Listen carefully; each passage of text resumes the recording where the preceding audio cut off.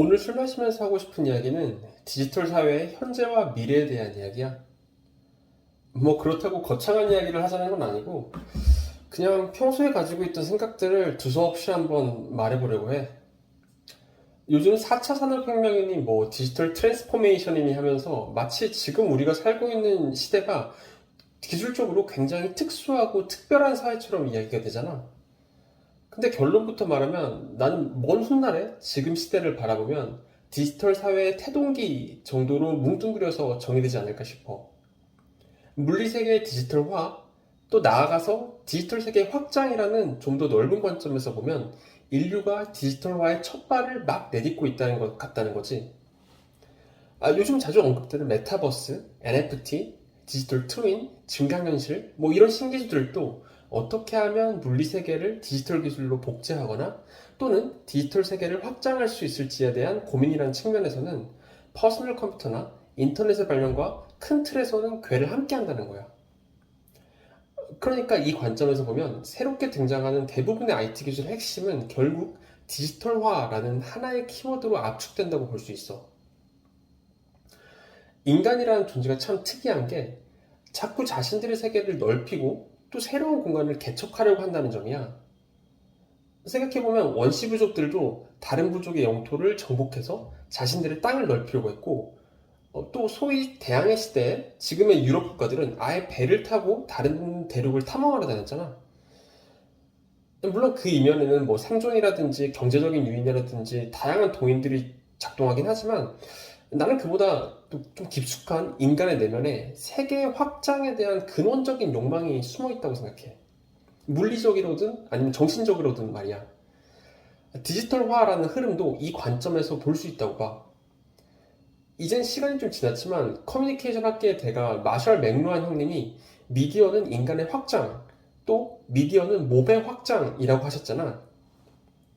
나는 그 문장에서 미디어 대신 디지털이라는 단어를 집어넣고 싶어. 생각해보면 디지털 기술은 보통 인간의 신체적인 제약이나 물리세계의 한계를 극복하기 위해서 개발된 것 같아. 먼저 우리가 사용하는 컴퓨터. 컴퓨터는 기본적으로 정보를 저장하고 연산하는 장치잖아. 물론 종이나 심지어 점토판에도 뭐 정보를 기록할 수 있겠지만 예를 들어서 지금 내 노트북 한 대에 저장된 정보만 종이에 옮겨 적더라도 아마 어마어마한 양의 종이가 필요할 거야. 그 정보를 복제하고 공유하는 것도 쉽지 않을 거고 그 수많은 양의 엄청난 양의 정보를 0과 1이라는 두 가지 상태의 단위로 변환을 해서 전자적인 방식으로 압축적으로 저장할 수 있게 만든 게 바로 디지털 기술이라는 거지. 물론 이렇게 디지털화된 정보도 뭐 하드디스크라든지 아니면 다른 물리적인 장치에 기록되긴 하지만 과거와는 비교할 수 없을 정도로 공간을 절약할 수 있게 된 거야. 그리고 이 수많은 컴퓨터를 연결해서 정보를 교환하는 네트워크가 바로 인터넷.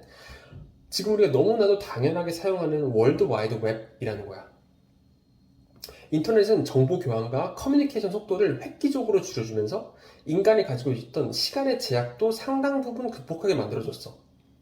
스마트폰은 인터넷을 사용할 수 있는 컴퓨터의 크기를 우리 손바닥 안에 들어올 수 있을 정도로 작게 만들어서 접근성을 높여줬다고 볼 수 있지. 이렇게 디지털 기술을 통해서 정보를 저장하고 다른 사람들과 교환하면서 시간과 공간의 제약을 극복하다 보니까 이게 꽤 편리하고 효율적이거든. 그래서 나는 디지털화가 크게 세 가지 흐름으로 일어나고 있다고 봐. 먼저 첫 번째, 물리세계의 정보를 디지털 형태로 관리하려는 움직임이야. 지금까지 우리가 컴퓨터로 해오던 대부분 많은 작업들이 이 범주에 속한다고 봐. 뭐 텍스트, 사진, 영상을 디지털로 저장하는 행위들이 모두 여기 속하지.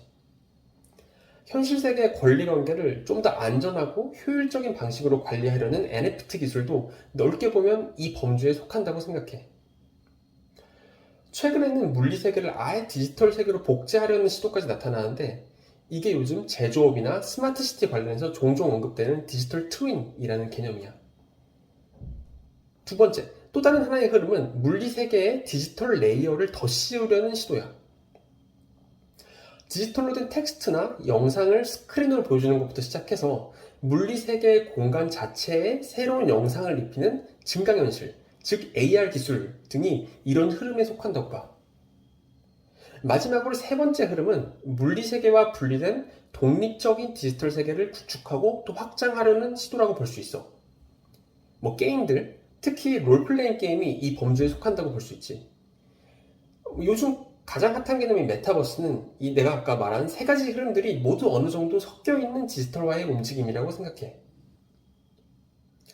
나는 우리나라 SNS가 발전해온 역사와 또 거기서 사용된 메타포를 들여다보면 디지털화의 방향을 직관적으로 이해할 수 있다고 생각해. 시간을 거슬러 올라가서 인터넷 서비스 초창기의 홈페이지에서부터 시작해보자. 당시 개인들이 제작한 수많은 홈페이지들은 보통 디지털 자료를 정리해두는 공간으로 기능했지. 홈페이지, 그 이름 자체가 암시하고 있듯이 당시의 개인 운영 웹사이트들은 단독주택이라는 공간적인 메타포를 가지고 있었어. 각 홈페이지는 고유한 도메인 주소를 부여받았고, 당시 널리 쓰이던 홈페이지 제작 툴이었던 나무 웹 에디터 역시 단독주택의 이미지를 전면에 부각시켰지. 이때 사용자들은 직접 집을 지어나가듯이 웹사이트의 구조부터 콘텐츠까지 모든 요소들을 스스로 결정하고 제작해 나가야만 했어. 이론적으로 홈페이지는 불특정 다수에게 공개되어 있었지만 보통은 지인들끼리 페이지 주소를 공유하는 방식으로 홈페이지 방문이 이루어졌지. 그런데 2000년대 들어오면서 사람들의 인터넷 사용 관습이 크게 변화하게 된 거야. 이 시기의 대표적인 디지털 공간은 바로 블로그지. 블로그 서비스 기업이 웹페이지에 골격을 제공하고 사용자가 그 안에 인테리어와 컨텐츠를 집어넣는 방식으로 운영되었어. 블로그는 제한적으로 변형될 수 있는 동일한 구조의 공간들이 모여있는 공간 집합, 즉 아파트의 운영 원리와 유사하다고 볼 수 있어. 대다수 블로그의 도메인 주소는 블로그 서비스 기업의 이름, / 개별 블로그의 고유 주소 형태로 구성되는데, 이 역시 건물 이름과 동, 호수의 조합으로 이루어지는 아파트 주소를 상기시키지. 블로그 사용 관습에서 관계지향 웹 서비스의 단초를 찾아볼 수는 있어. 하지만 웹에 올리는 기록 일지, 웹 로그, 즉 블로그의 어원처럼 여전히 사회적 관계망 형성보다는 정보 저장에 집중된 사용 행태가 보편적이었어. 이때까지만 하더라도 인터넷 또는 디지털 공간은 여전히 오프라인 세계의 자료를 모아두는 오프라인 세계와는 분리된 정보 저장소로서 주로 기능하고 있었어. 내 생각에는 온라인 가상 공간을 처음 접하게 된 사람들이 오프라인 세계를 보조하는 수단적인 공간으로서 온라인 세계를 인식하고 있었다고 봐. 하지만 새로운 세계에 깊숙이 발을 담그면서 사람들은 그 공간에서 살아 움직이는 개체들을 발견하게 된 거야. 한국형 SNS, 또 1세대 SNS로 분류되는 싸이월드는 이런 점에서 여러모로 주목할 만해. 먼저 사이세계, 싸이월드. 이 싸이월드의 어원처럼 싸이월드에는 현실 세계와 같이 다양한 사회적 관계를 맺을 수 있는 기능들이 포함되어 있었어. 싸이월드 사용자들이 제공받는 개인 공간인 미니홈피는 원룸 자취방의 메타포를 취하고 있었고, 미니홈피의 대문격인 미니룸의 이미지를 보면 이 방은 반쯤 열려있는 공간이야. 이 블로그 서비스에서 한정적으로 제공되었던 페이지 커스터마이징 기능은 싸이월드 서비스에 와서는 아예 전면에 부각돼. 이런 기능들을 통해서 사용자들은 누구나 쉽게 자신만의 미니홈피를 꾸미고 또 취향에 맞는 배경음악, 즉 BGM을 골라 넣을 수 있게 되었지. 그런데 이런 꾸밈들이 단순히 자기 만족을 위한 것만은 아니었어. 사용자들은 일촌맺기와 파도타기를 통해서 다른 사람들이 꾸며놓은 미니홈피를 수시로 방문했고 상대방의 공간에 글을 남겨놓게 되었지. 미니홈피의 다이어리, 사진첩, 갤러리 이런 메뉴들도 얼핏 보면 사적인 자료를 모아놓기 위한 공간처럼 보이지만 실제 사용자들의 이용 행태를 고려해보면 그게 다수에게 공개된 전시 공간이라는 사실을 쉽게 알 수 있어. 싸이월드 서비스에서 흥미로운 또 다른 요소는 미니미의 존재야. 미니미는 다른 웹 서비스에서 주로 아바타라고 불리던 사람 형태의 캐릭터 기능과 유사해. 이 작은 나, 즉 미니미의 등장이 중요한 이유는 온라인 가상 공간에 공간적인 메타포 위에 개체적인 메타포가 더해진 순간을 보여주기 때문이야. 비로소 인터넷 사용자들이 인터넷이 단지 실제 세계와 분리된 도구적인 수단이 아니라 현실 세계처럼 사람들이 모여서 서로 소통할 수 있는 살아있는 공간이라는 생각을 하게 된 거야. 단순히 정보를 저장하는 물리적이고 또 관념적인 공간에 불과했던 홈페이지, 블로그와는 달리 또 현실 세계 소통을 단지 편리한 방식으로 매개하였던 온라인 게시판 서비스들과는 달리 싸이월드의 미니홈피는 현실 세계의 나의 일부가 삶을 살아가는 또 하나의 현실 공간으로서의 기능하였다는 거야.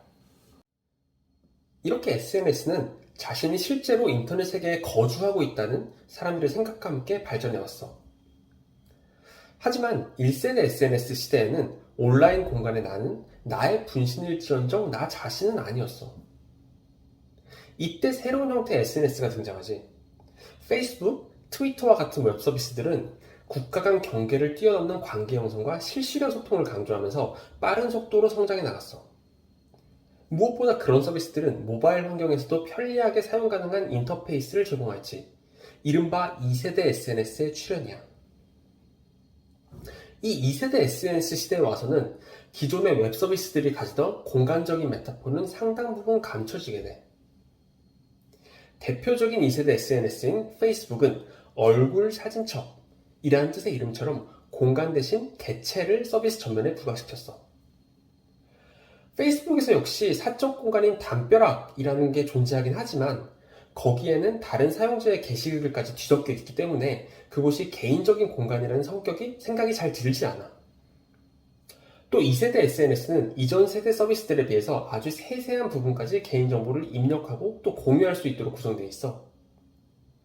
물론 개인정보 분석을 통해서 광고를 제공하거나 아니면 맞춤형 서비스를 제공해서 수익을 확대하려는 서비스 제공자들의 설계 때문이라고도 볼 수 있지만 지금까지 우리의 관점에서 보자면 사용자들이 현실 세계의 나를 거리낌 없이 온라인 공간에 투영시키기 시작했다고도 볼 수 있어. 이제 인터넷 사용자들은 관념적인 가상 공간이나 또 아바타를 매개하지 않고도 당당하게 온라인 공간에서 다른 사람들과 직접 소통할 수 있게 된 거야. 또 트위터나 페이스북 같은 서비스에서는 본인이 작성한 포스트조차도 일정 시간이 지나서 게시글이 쌓이게 되면 찾기가 꽤 어려워. 이걸 볼 때 정보 저장 공간이라는 정체성 역시 벗어던졌음을 시사한다고 봐. 또 2세대 SNS에서 관찰적인 특징적인 두 가지 경향이 있어. 첫 번째로 인스타그램이나 유튜브처럼 글보다는 사진이나 동영상으로 자신을 표현하는 경향이 있고, 그리고 두 번째로는 GPS 정보처럼 물리세계의 흔적이 온라인 세계에 자동으로 기록되는 경향이 있어. 이 두 가지 경향들은 분열되어 있던 디지털 세계와 현실 세계의 자아를 통합하려는 시도라고 볼 수 있어. 지금까지 우리가 살펴본 SNS 역사는 물리 세계에 살고 있는 사람들이 인터넷이라는 디지털 세계에 녹아든 역사이기도 해. 이를 통해서 디지털 가상 공간에 대한 사람들의 심리적인 거리감의 축소와 디지털 세계를 이용하는 관습의 변화를 관찰할 수도 있어.